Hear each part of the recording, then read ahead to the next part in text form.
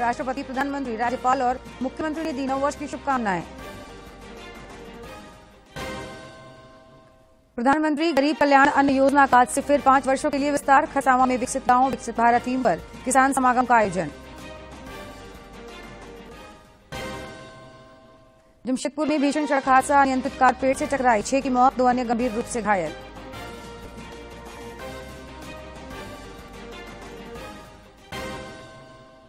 और राजधानी रांची समेत राज्य भर में आज सवेरा छाया रहा कोहरा। कल से बदलेगा मौसम, छाएंगे बादल, कई जिलों में हल्की से मध्यम दर्जे की बारिश की संभावना।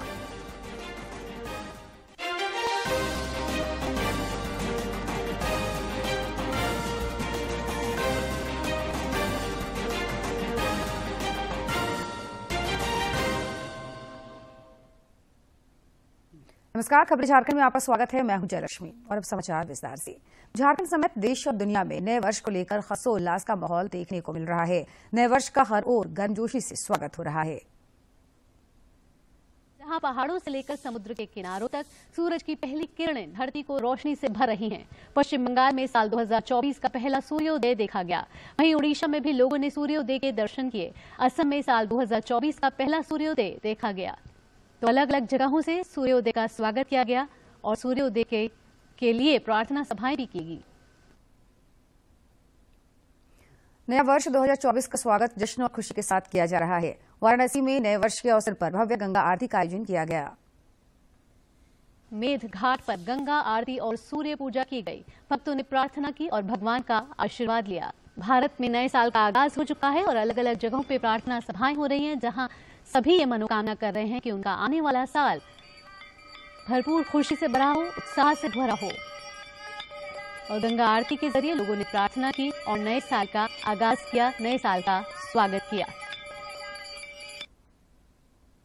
धार्मिक स्थलों पर आस्था और प्रार्थना के साथ श्रद्धालुओं ने नव वर्ष का स्वागत किया। नए साल की पहली आरती की गई। उज्जैन की बात करें तो उज्जैन में श्री महाकालेश्वर मंदिर में नए साल की पहली भस्म आरती हुई और सभी देशवासियों ने श्री सिद्धि विनायक मंदिर मुंबई में स्थित सिद्धि विनायक मंदिर में गणपति जी की पूजा अर्चना की और यहाँ पहली आरती की गई और सभी श्रद्धालुओं ने प्रार्थना की कि उनका आने वाला साल मंगलमय हो। देवघर स्थित बाबा मंदिर में नव वर्ष को लेकर श्रद्धालुओं में खासा उत्साह देखा जा रहा है। पहले सुबह से ही श्रद्धालु बाबा मंदिर में पूजा अर्चना कर रहे हैं। सरकारी पूजा के बाद आम श्रद्धालुओं के लिए बाबा का पट खोल दिया गया है। जिले के उपायुक्त विशाल सागर ने बताया कि नववर्ष को लेकर मंदिर में अत्यधिक भीड़ को देखते हुए अलग अलग जगह पर पुलिस प्रशासन की प्रतिनियुक्ति की गई है।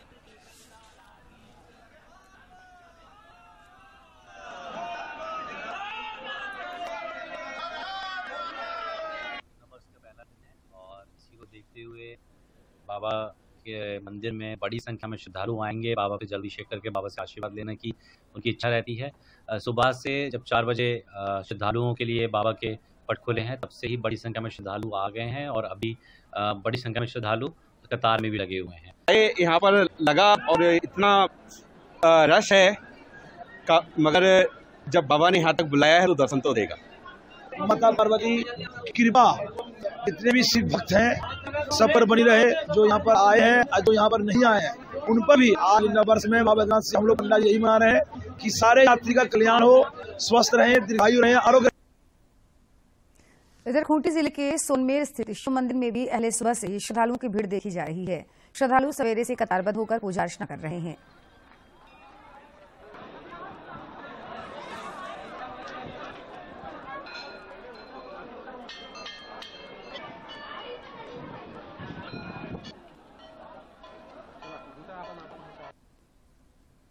राष्ट्रपति द्रौपदी मुर्मू ने नववर्ष पर लोगों को शुभकामनाएं दी हैं। राष्ट्रपति ने कहा कि वर्ष 2024 सभी के लिए प्रसन्नता, शांति और समृद्धि लेकर आए।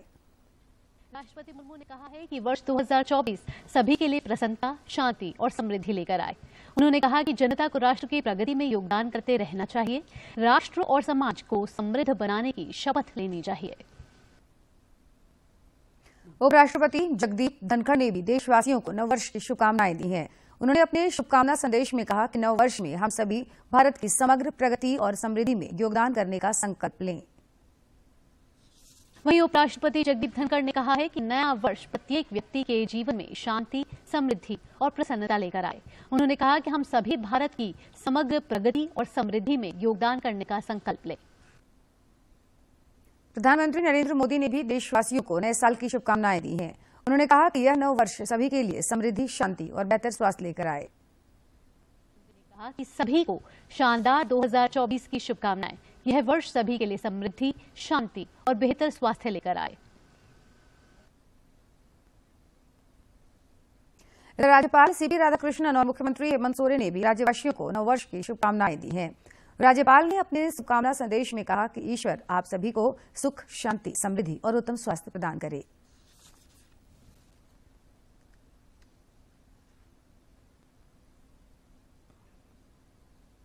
प्रधानमंत्री गरीब कल्याण अन्न योजना के तहत आज से अगले 5 वर्ष तक लाभार्थियों को निःशुल्क अनाज मिलता रहेगा। इस योजना के अंतर्गत 81 करोड़ से अधिक गरीब लोगों को 5 किलोग्राम अनाज निःशुल्क दिया जाता है। वहीं अंत्योदय परिवारों को 35 किलो निःशुल्क अनाज दिया जाता है। केंद्र सरकार ने नवंबर महीने में इस योजना को बढ़ाने की मंजूरी दी थी। आज से अगले 5 साल तक लाभार्थियों को मुफ्त अनाज फिर से मिलने जा रहा है। यह योजना के अंतर्गत 81 करोड़ से अधिक गरीबों को 5 किलोग्राम अनाज निःशुल्क दिया जाता है। वहीं अंत्योदय परिवारों को प्रति माह 35 किलोग्राम अनाज निःशुल्क उपलब्ध कराया जाता है। निःशुल्क अनाज उपलब्ध कराने से देश भर में एक राष्ट्र एक राशन कार्ड के अंतर्गत पोर्टेबिलिटी का एक समान कार्यान्वयन सुनिश्चित होगा और विकल्प आधारित यह प्लेटफॉर्म और मजबूत होगा। केंद्र सरकार ने नवंबर में यह योजना को आगे बढ़ाने की मंजूरी दी थी। केंद्रीय कृषि एवं किसान कल्याण मंत्रालय की ओर से सरायकेला खरसावां जिले के गोविंदपुर में आज विकसित गांव विकसित भारत थीम पर किसान समागम का आयोजन किया जा रहा है।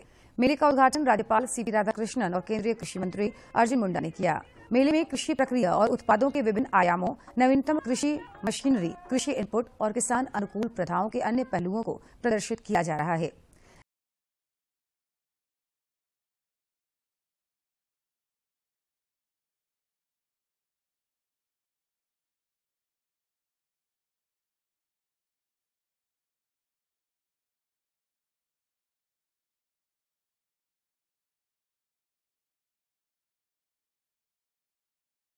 इससे पहले सरायकेला खरसावां के शहीद पार्क में आज खरसावां गोलीकांड में शहीद हुए लोगों को राज्यपाल सीपी राधाकृष्णन, केंद्रीय मंत्री अर्जुन मुंडा और सांसद संजय सेठ समेत कई गणमान्य लोगों ने श्रद्धांजलि दी।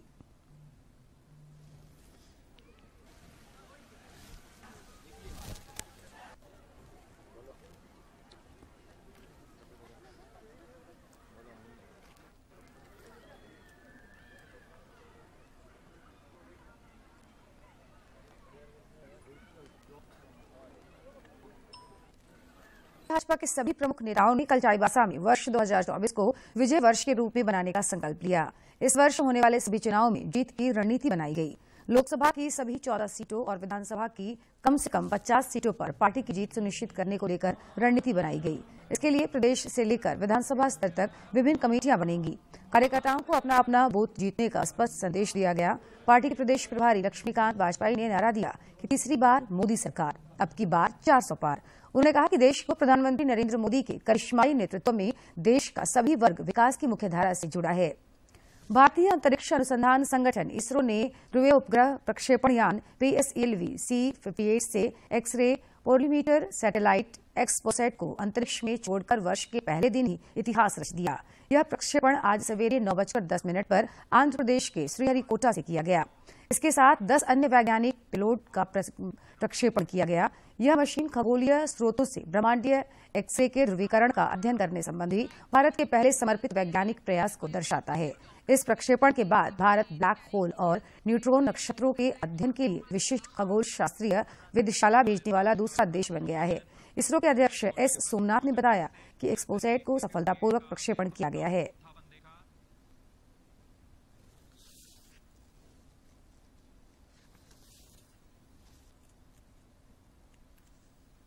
केंद्र सरकार की नीति आयोग के पूर्व उपाध्यक्ष डॉक्टर अरविंद पनगड़िया की अध्यक्षता में 16वें वित्त आयोग का गठन किया गया। वहीं ऋत्विक रंजनम पांडे को आयोग का सचिव बनाया गया। डॉक्टर पनगड़िया कोलंबिया विश्वविद्यालय में प्रोफेसर हैं। वे नीति आयोग के उपाध्यक्ष रह चुके हैं। वित्त आयोग केंद्र और राज्य के बीच शुद्ध कर के वितरण सहित विभिन्न मामलों में सिफारिश करेगा। वित्त आयोग से 31 अक्टूबर 2025 तक रिपोर्ट सौंपने का आग्रह किया गया है। ऋत्विक रंजनम पांडे को आयोग का सचिव बनाया गया है। पूर्वी सिंहभूम जिले के बिष्टुपुर में नए साल के पहले दिन ही एक बड़ा सड़क हादसा हो गया। इस हादसे में 6 लोगों की मौत हो गई, जबकि 2 लोगों की स्थिति गंभीर बनी हुई है। घटना के संबंध में मिली जानकारी के अनुसार अहले सुबह नया साल मनाकर लौट रहे वाहन की चपेट में आने से ये घटना घटी।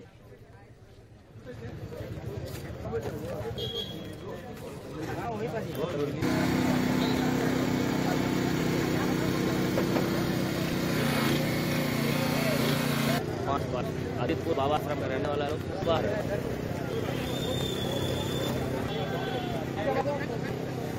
वीडियो भेजना देगा, नया वीडियो भेजना। दुर्घटना हुआ है, गाड़ी है टाटा इंडिगो, जिसमें 8 लोग सवार थे। 5 की मृत्यु हो चुकी है हम लोगों के द्वारा। 2 जख्मी को और एक पब्लिक के द्वारा एक और जख्मी को, मतलब कुल 3 जख्मी को एमजीएम में भर्ती करवाया गया है। ये लोग सभी लोग, ऐसा जानकारी मिला है कि आदित्यपुर मराठी थाना क्षेत्र के हैं। हजारीबाग जिले के कोरा थाना क्षेत्र के सेंट कोलंबस कॉलेज के समीप 2 वाहनों के बीच हुई टक्कर में एक वाहन में भीषण आग लग गई। स्थानीय लोगों की मदद से वाहन पर सवार लोगों को सकुशल बचा लिया गया। वहीं स्थानीय लोगों की मदद से अग्निशमन विभाग को सूचित किया गया, जिसके बाद दमकल गाड़ी मौके पर पहुंची और आग पर काबू पाया गया।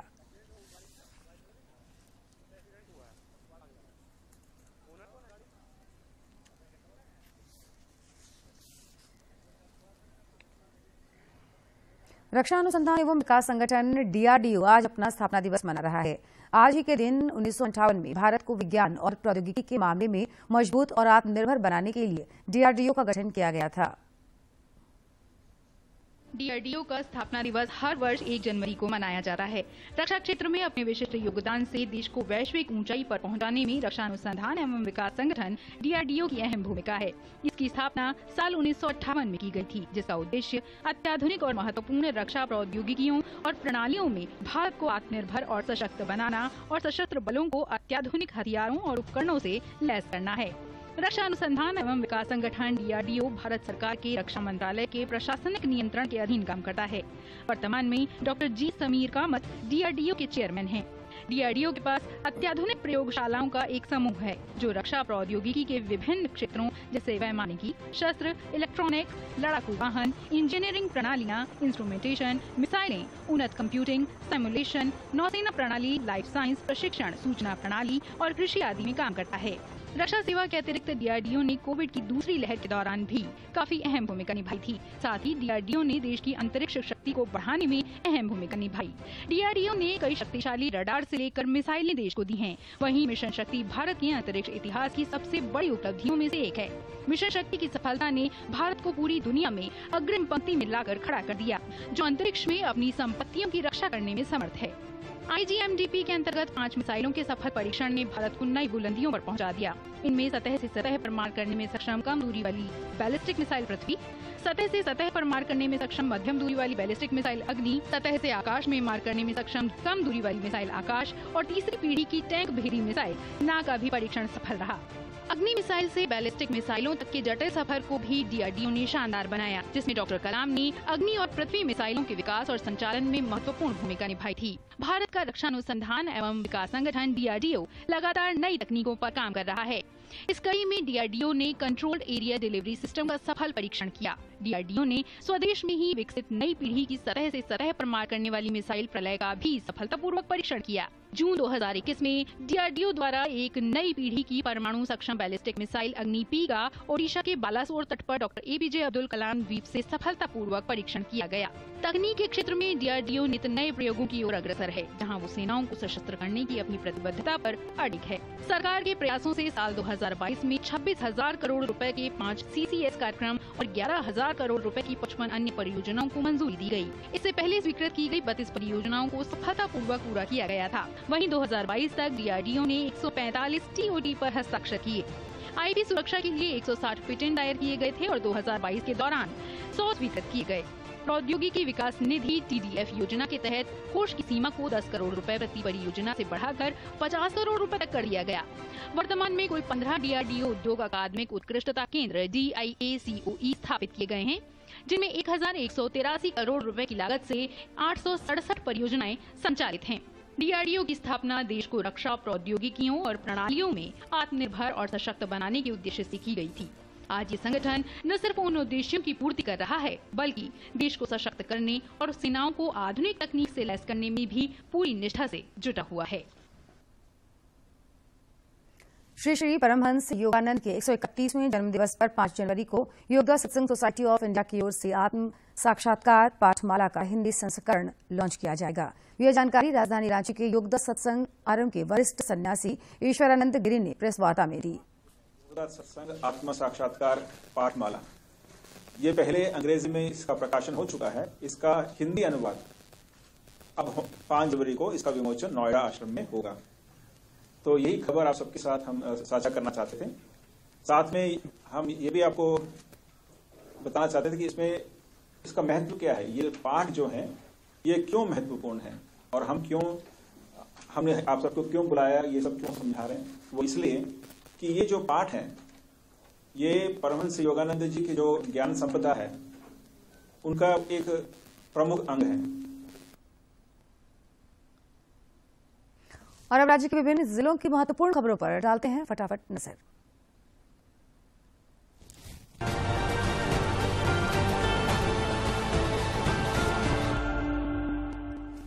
हजारीबाग पुलिस ने नववर्ष के स्वागत में कोई खल्लल न डाले, इसे लेकर व्यापक तैयारी की है। पुलिस अधीक्षक मनोज रतन चौथे ने बताया कि अतिरिक्त सुरक्षा बल सभी पिकनिक स्पॉट पर लगाए गए हैं। उन्होंने बताया कि कोई भी व्यक्ति हंगामा करते हुए पकड़ा जाएगा तो उसके खिलाफ कार्रवाई की जाएगी। जामताड़ा जिले में नव वर्ष के आगमन को लेकर लोगों में उत्साह का माहौल है। जिले के विभिन्न देवस्थानों में पूजा आराधना की जा रही है। वहीं वनभोज को लेकर पर्यटक स्थल सैलानियों से गुलजार है। दुमका के पुलिस अधीक्षक पीताम्बर सिंह खेरवार ने लोगों से अपील की कि वे अपने तरीके से नए साल का स्वागत करें, मगर ऐसा कुछ भी न करें जिससे दूसरों को परेशानी हो। उन्होंने बताया कि नए साल के पहले दिन सादे लिबास में पुलिसकर्मी मसांजोर में तैनात रहेंगे और हुड़दंगियों पर नजर रखेंगे। देवघर जिला प्रशासन ने आम नागरिकों से अपील की है कि नववर्ष को शांति एवं सुरक्षित तरीके से मनाएं। जिले के उपायुक्त ने कहा कि लोग सुरक्षा का विशेष ख्याल रखें और दूसरों की भावनाओं का सम्मान करते हुए नववर्ष की खुशियां मनाएं। रांची के उपायुक्त राहुल कुमार सिन्हा ने लोगों को नववर्ष की शुभकामनाएं दी हैं। उन्होंने कहा कि शहर में ऐसे इलाके जहां पूर्व में कोई घटना घटी है, वैसे इलाकों में जिला प्रशासन की पैनी नजर रहेगी। उन्होंने लोगों से अपील की कि पिकनिक स्पॉट, वाटरफॉल में जाकर पूरा अनुशासन का परिचय दें। देवघर जिले के अनुमंडलीय अस्पताल मधुपुर में 5 जनवरी को दिव्यांग शिविर का आयोजन किया जाएगा। जिले के उपायुक्त ने कहा कि शिविर में वैसे दिव्यांग व्यक्ति जिनका अभी तक किसी कारणवश दिव्यांग प्रमाण पत्र नहीं बना है, उन सभी का प्रमाण पत्र बनाया जाएगा। गिरिडीह के जिला निर्वाचन पदाधिकारी सह उपायुक्त नमन प्रियेश लकड़ा ने गांडेय विधानसभा निर्वाचन क्षेत्र के विभिन्न मतदान केंद्रों का निरीक्षण किया। इस दौरान उन्होंने मतदाता सूची से विलोपित किए गए मतदाताओं का सुपर चेकिंग किया। गिरिडीह के उपायुक्त नमन प्रियेश लकड़ा ने जिले में संचालित विभिन्न अनुसूचित जाति जनजाति कल्याण छात्रावास का औचक निरीक्षण किया। इस दौरान उपायुक्त ने वहां मूलभूत सुविधाओं का जायजा लिया तथा संबंधित अधिकारियों को आवश्यक दिशा निर्देश दिए। इसके अलावा उपायुक्त ने वहां मौजूद छात्रों से मुलाकात कर उनकी समस्याओं से अवगत हुए एवं उसके त्वरित निराकरण को लेकर संबंधित अधिकारियों को आवश्यक दिशा निर्देश दिए। श्री राम मंदिर प्राण प्रतिष्ठा समारोह के सिलसिले में अयोध्या धाम से आए पूजित अक्षत कलश को लेकर रांची जिले के कांके क्षेत्र में भव्य शोभा यात्रा निकाली गई। शोभा यात्रा क्षेत्र के विभिन्न मंदिरों में गई, जहां श्रद्धालुओं ने पुष्प अर्पण कर और धूप दीप दिखाकर कलश की वंदना की और भजनों के साथ स्वागत किया।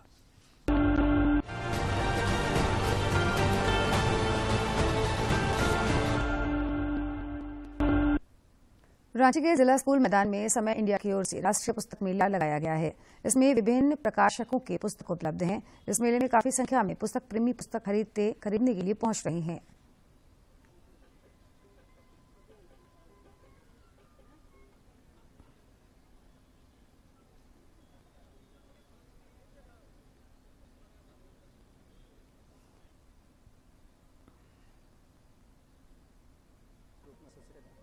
और मेरा एक्सपर्टाइज है problems and their solutions in study and teaching including modern and academic parenting. लगभग 10 साल के बाद जिला स्कूल में ये पुस्तक मेला लगा है, जहां पर हर वर्ग के पाठकों की रुचि के लिए हर तरह की किताबें उपलब्ध है।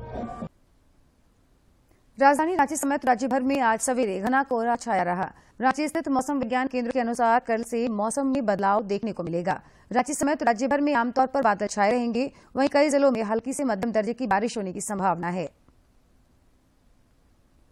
और सेहत की बात में जानते हैं स्वस्थ जीवन शैली के बारे में।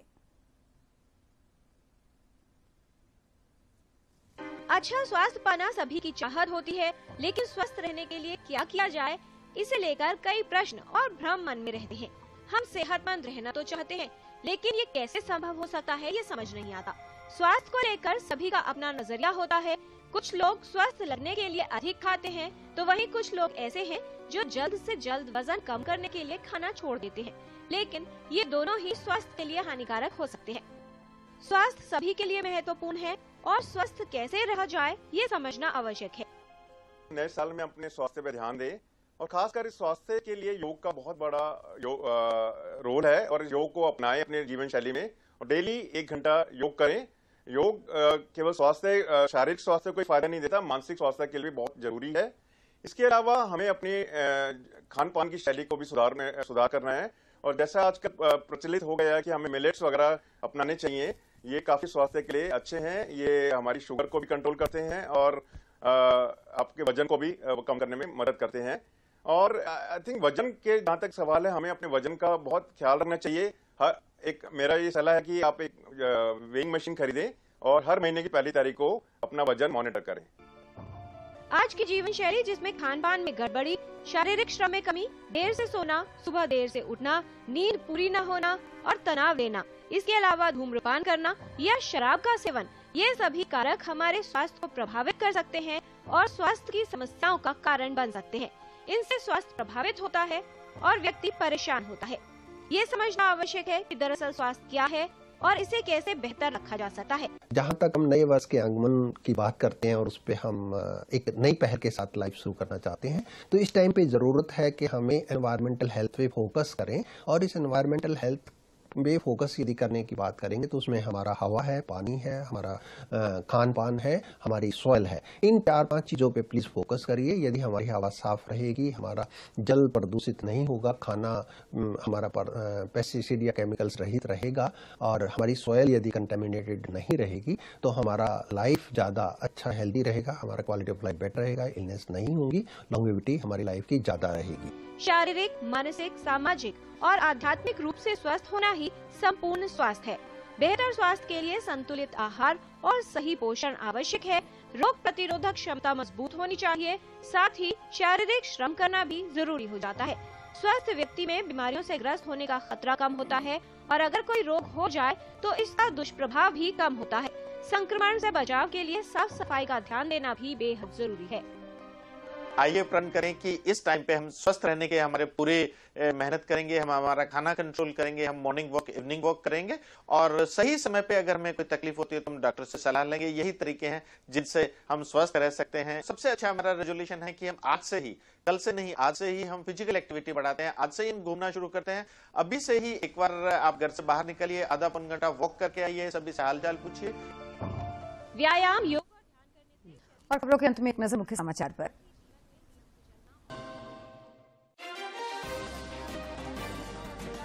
राष्ट्रपति, प्रधानमंत्री, राज्यपाल और मुख्यमंत्री ने दी नववर्ष की शुभकामनाएं। प्रधानमंत्री गरीब कल्याण अन्न योजना का आज से फिर 5 वर्षों के लिए विस्तार। खरसावां में विकसित गांव विकसित भारत थीम पर किसान समागम का आयोजन। जमशेदपुर में भीषण सड़क हादसा, अनियंत्रित कार पेड़ से टकराई, 6 की मौत, 2 अन्य गंभीर रूप से घायल।